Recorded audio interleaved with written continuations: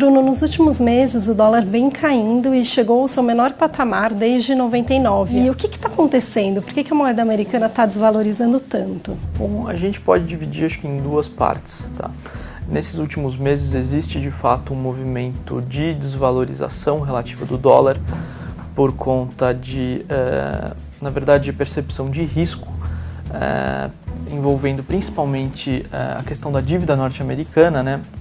Existe a expectativa de que se aumente o teto do endividamento dos Estados Unidos e caso isso não seja aprovado, pode de repente provocar um calote, que seria algo totalmente inédito na história do capitalismo, né?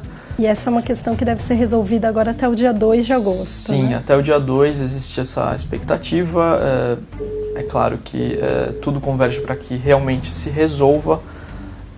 Como eu disse, não dá para saber o que aconteceria caso não seja aprovado. Mas mesmo assim existe uma pequena fuga do dólar. Isso tem acontecido com todas as moedas têm se valorizado em relação ao dólar, mas olhando mais para trás, nos últimos anos, essa valorização do real, essa apreciação do real é resultado de um país com melhores fundamentos macroeconômicos, que é atraente ao investidor estrangeiro e, lógico, reflexo do sucesso. E agora a gente teve uma nova medida, né, que foi o IOF sobre os derivativos. Você acha que essa é uma medida eficaz? Porque o governo ele tem anunciado uma série de medidas, né? Você acha que vai ter algum efeito sobre o câmbio ou não? Efetivamente eu acredito que não.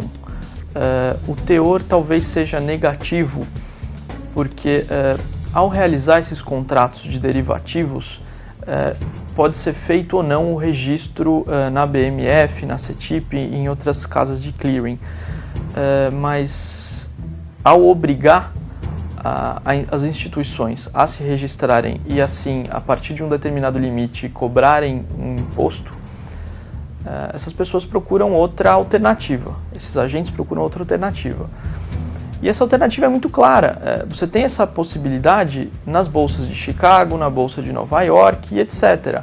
Então, os grandes players, os grandes agentes podem continuar fazendo esses contratos de derivativos no mercado futuro sem recolher esse imposto. Então, a única coisa que efetivamente acontece é o deslocamento desses contratos do Brasil para fora. Você está reduzindo a liquidez.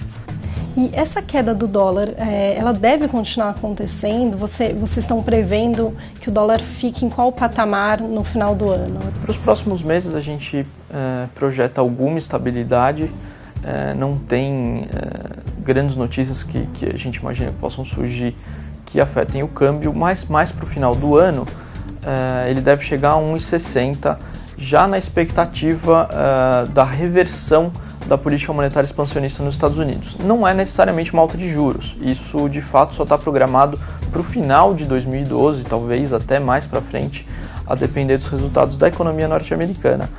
Mas só a expectativa em torno de reversão do balanço do Fed, fim do quantitative easing, tudo isso já deve levantar as expectativas e afetar o câmbio diretamente. E quem que perde com esse dólar tão baixo? São as empresas brasileiras exportadoras? Quem mais perde? Sem dúvida, a reclamação da indústria brasileira, dos exportadores, é legítima.